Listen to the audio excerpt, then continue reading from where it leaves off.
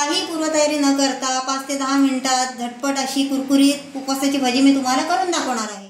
उपवासाची भजी बनवण्यासाठी मी हे 3 मध्यम आकाराचे बटाटे घेतलेले आहेत। आता यांना मी सोलून घेते।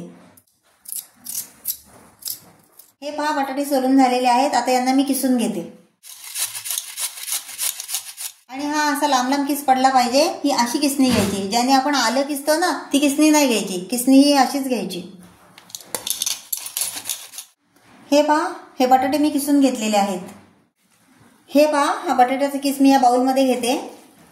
हा बघा सगळ्या या बाउल मध्ये घ्यायचा आणि याच्यामध्ये हे पाणी टाकायचं। हे पहा आणि असं हे हलवून घ्यायचं, म्हणजे याच्यातला सगळा स्टार्च निघून जाईल। आता हा बटाट्याचा किस मी 1 ते 2 वेळा स्वच्छ पाण्याने धुवून घेत आहे आणि हा बटाट्याचा किस असा धुवून घेतल्यामुळे भजी कुरकुरीत होण्यास मदत होते। हे पहा हा किस मी 2 ते 3 वेळा स्वच्छ पाण्याने धुवून घेतलेला आहे। आता याच्यातलं सगळं पाणी मी हाताच्या साहाय्याने दाबून पिळून घेत आहे। याच्यातलं सगळं पाणी काढून घ्यायचं। हे बघा आणि हा या ताटलीत ठेवते। याच्यातलं सुद्धा पाणी हे असंच काढून घ्यायचं पिळून। असा हा मोकळा मोकळा किस झालेला आहे, तुम्ही पाहू शकता। हे पहा हे मी एक भांडं घेतलेलं आहे, त्याच्यामध्ये हा किस घालत आहे। आता आपण भजीचं पीठ बनवायला सुरुवात करू। हा सगळा किस याच्यामध्ये घालून घ्यायचा आणि आता याच्यामध्ये हे अर्धी वाटी साबुदाण्याचं पीठ आहे ते घालते आणि हे अर्धी वाटी वरीच्या तांदळाचं पीठ आहे, तुम्ही याला भगरीचं पीठही म्हणू शकता। हे बघा यात मी घालते। आता याच्यामध्ये या 3 ते 4 हिरव्या मिरच्या आहेत, त्या बारीक कापून घेतलेल्या आहेत आणि यात मी घालते। आणि हे जिरं आहे, हे बघा हे असं हातावर चोळून घेते। हातावर चोळून घेतलं ना की जिऱ्याचा स्वाद छान होतो।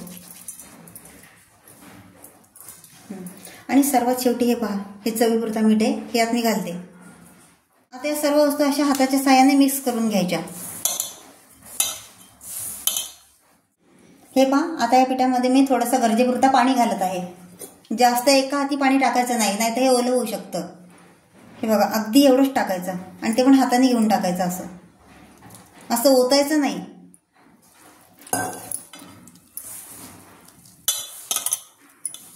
आणि हे पहा मला हे अजून कोरडंच वाटत आहे, म्हणून मी यात हे अजून असं हाताच्या साहाय्याने पाणी घालत आहे।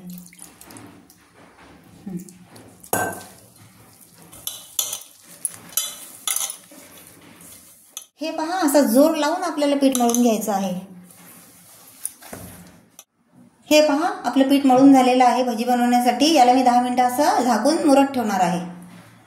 हे बघा ह्याच्यावर मी हे झाकण ठेवते आणि 10 मिनिटं याला असंच ठेवते। 10 मिनिटं झालेली आहेत। आता याच्यावरचं मी झाकण काढून बघते। हे पहा आपलं पीठ भजी बनवण्यासाठी तयार झालेलं आहे आणि हे ना असं मोडून घ्यायचं, असा गोळा नाही ठेवायचा। हे पहा जसं आपण कांदा भजी करताना कसं करतो, मोडून घेतो तसं, आणि टाकताना असा गोळा नाही करायचा। हे बघा हे असं टाकायचं। चला आता भजी तळून घेऊया। आणि भजी तळण्यासाठी मी हे तेल कढईमध्ये आधीच कडकडीत गरम करून घेतलेलं आहे। हे बघा तुम्ही पाहू शकता।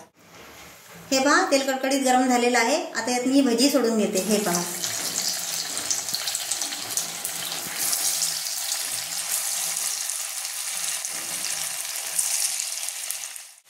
भजीला गोलाकार नाही द्यायचा। हे बघा अशी मोकळी मोकळी दिसली पाहिजे। हे बघा आता या भजीला आपण मस्त खरपूस तळून घ्यायच्या। हे पहा असा तांबूस रंग आला ना की मग हलवायच्या, लगेच नाही याला हलवायच्या।